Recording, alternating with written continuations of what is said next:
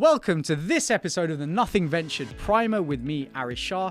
In these Primer episodes, we explore the insights and backgrounds of our guests to give you a bit of an idea of what they've been up to and how they got involved in the tech and venture ecosystem. Enjoy.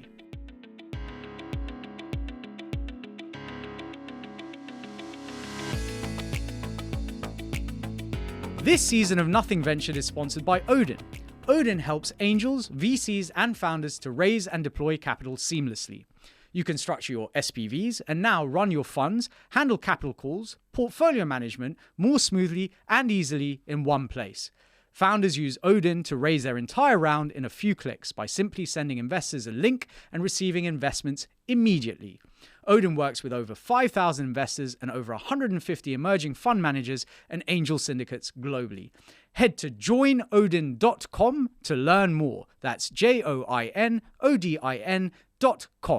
Hello and welcome to another Nothing Ventured Primer with me, Aarish Shah. Today in the studio with me, I am really excited to have Matthew Stafford.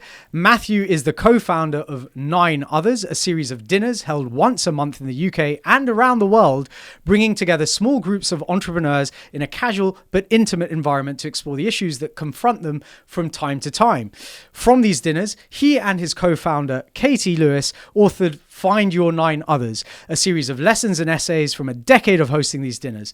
Matthew has also been angel investing over the last 10 years via his personal vehicle, Stafford VC.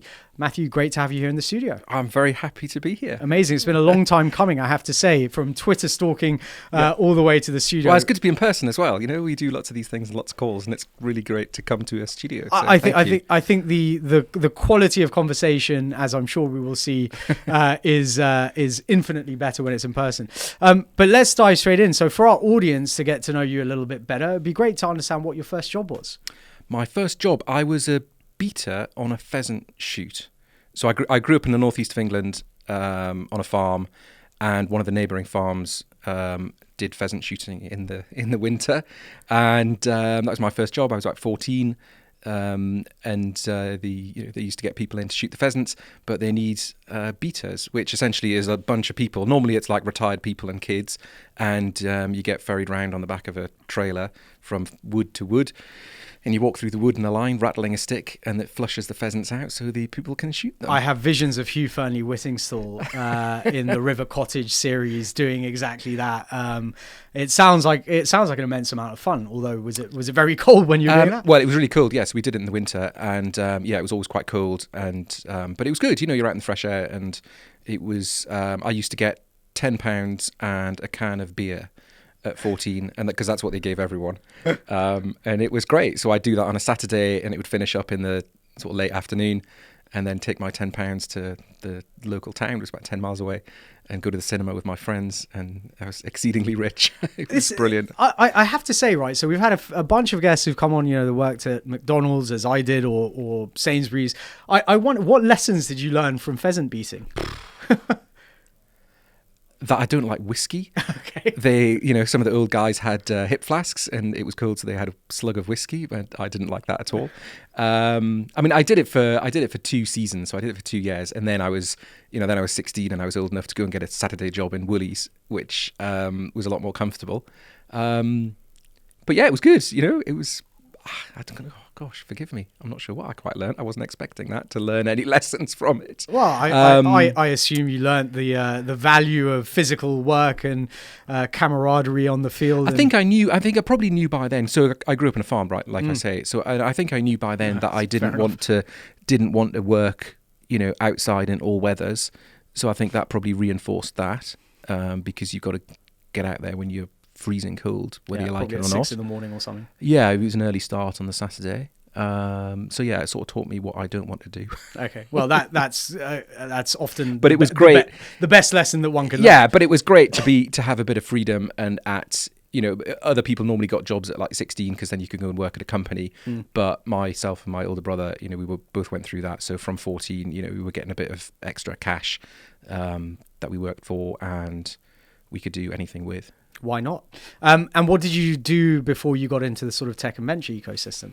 I worked in what would now be called fintech, but it wasn't back then. It's financial services, software companies. I worked for a couple of banks. I worked for RBS and the Bank of New York, and that was all great. And then worked for a couple of smaller software companies doing financial services, IT work, consulting, software consultant, software analyst. Sounds much sexier when we call it fintech. It does, doesn't it? Yeah, I wish they'd thought of that 15 years ago. For sure. And what triggered your move into establishing 9 Others? This season of Nothing Ventured is proudly sponsored by Emerge One.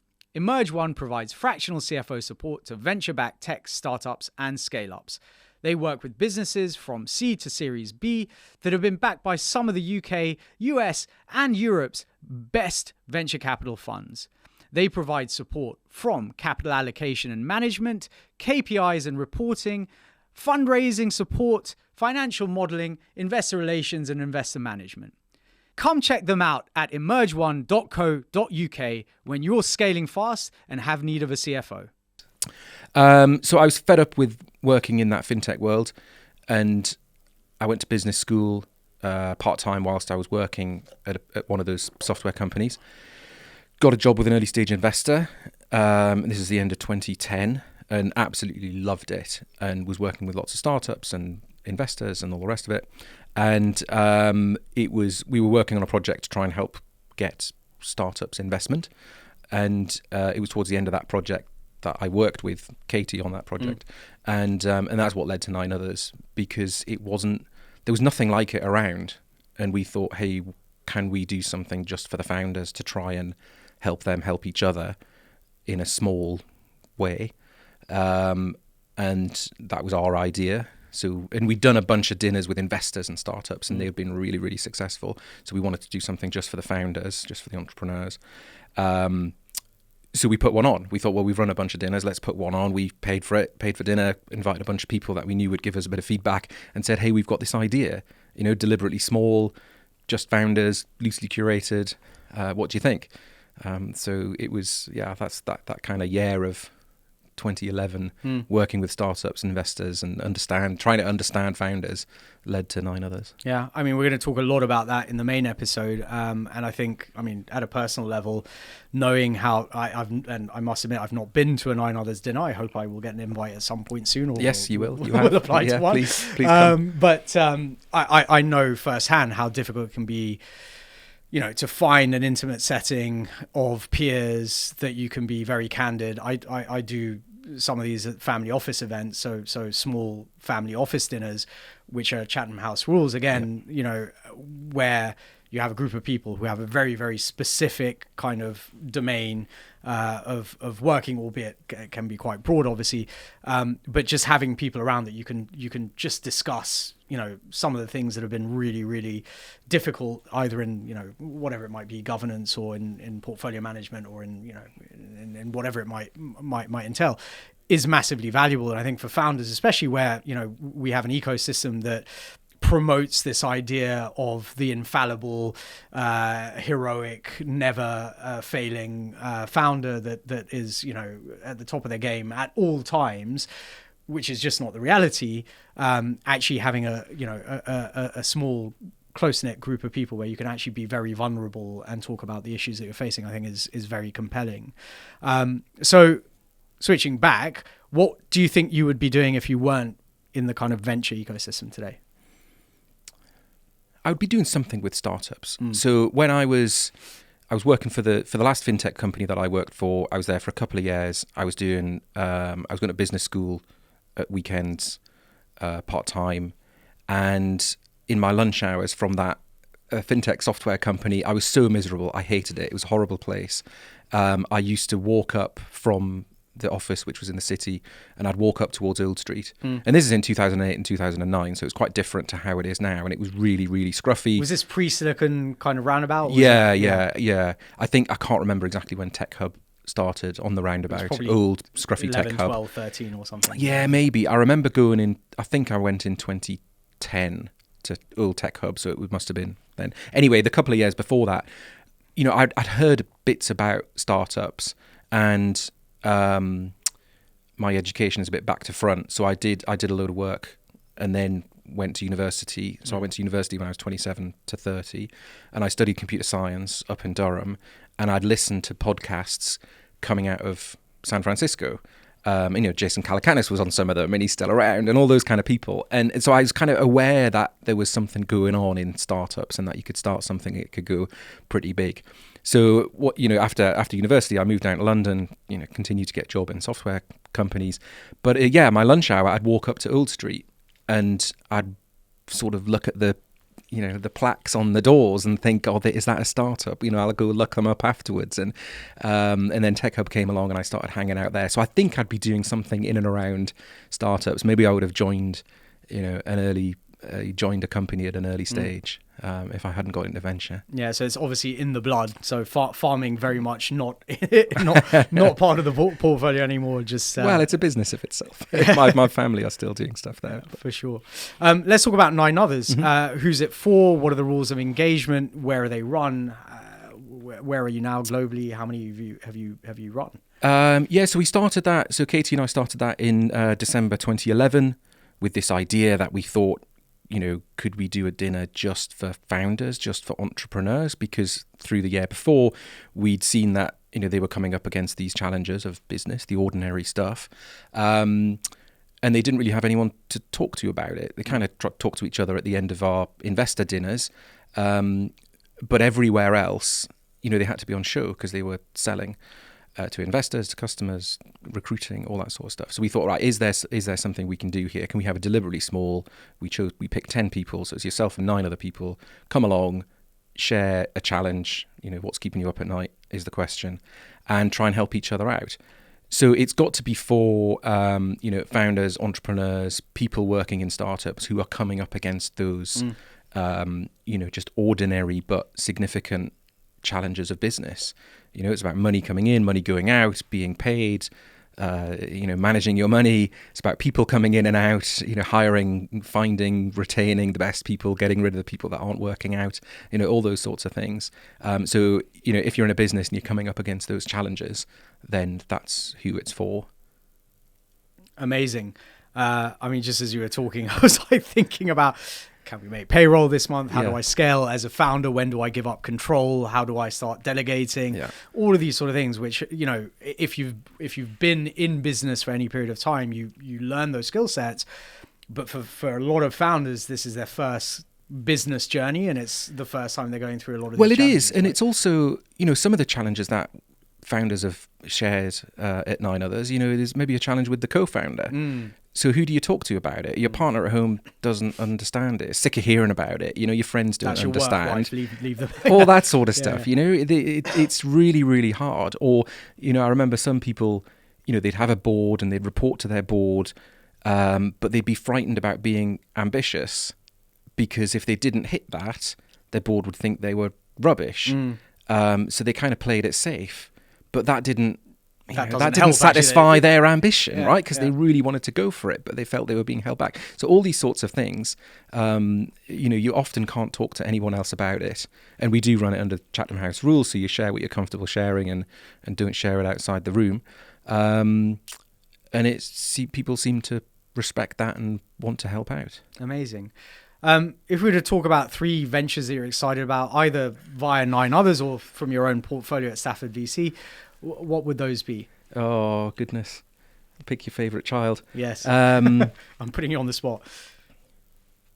The one that I've invested in and just known from the start that it could be really, really exciting, and then was lucky enough to help them in the early days and then invest in them later and help them a bit later on, is What 3 Words. Oh, of course. And I just think it is unbelievably ambitious, right? It's one of those wonderful companies that I want to see more of, that is completely obscure in the early days and completely polarizing.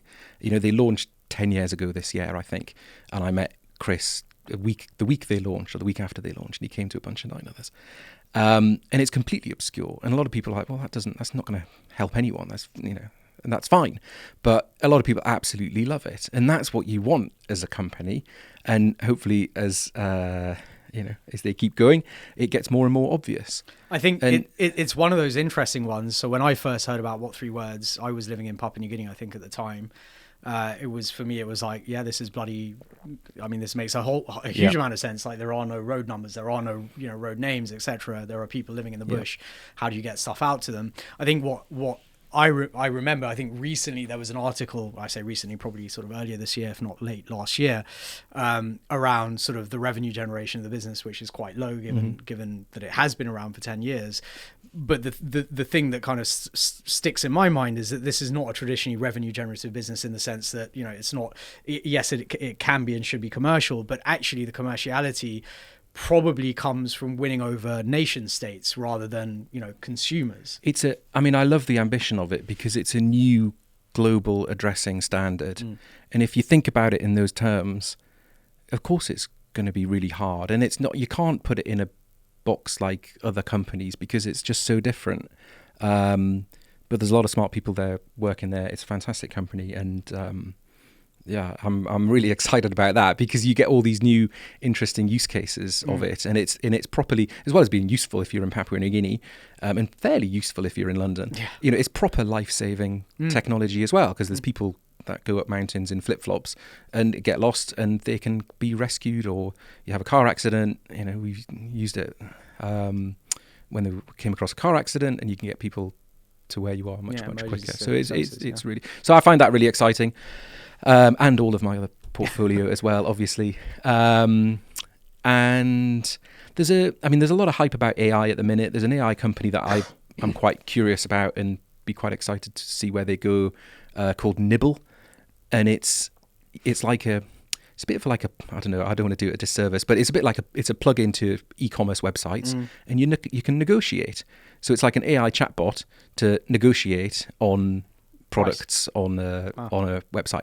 And I just find that really interesting, because you're faced with e-commerce sites, and they have sales, or they have Black Friday or whatever, or they have some things that are always at full price.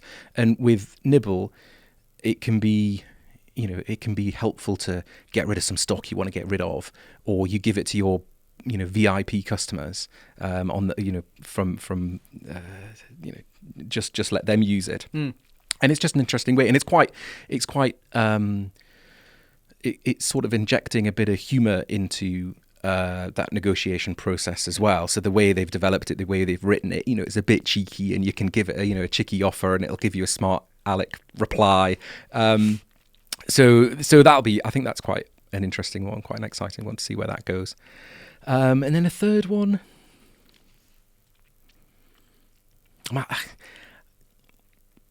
I was sort of, because you I don't know if you want to cut this bit out, but you sent these questions to me earlier on, and I was thinking about it. Yeah. And I thought, am I allowed to say Twitter? You are allowed to say Twitter. It's not like it's a startup and I'm going to invest in it or anything. Although there was an opportunity. I mean, the offer came round through one of the angel groups I'm in to invest when Elon was buying it out. I think the minimum ticket was £250,000, so it was a little bit out of my price range. Okay. So I'm quite excited to see where that goes as well. And I'm not saying it's all going to be a good thing or it's all going to be a bad thing. It's got many, many faults. And I'm not saying, Elon's great or not great. But just as an observer, I've always been interested and, excited about Twitter in general. And I think with Elon buying it and some of the changes that he's made, I think I can't help but be a little bit excited as to what that might turn out like. It could be quite significant. Do you buy into the everything app kind of strategy or vision that he has for it? The sort of WeChat type platform? I'm more, and I take people at their word, give them the benefit of the doubt, but I'm more excited about his objective of having it as the truth. I think what he's done with community notes is quite interesting.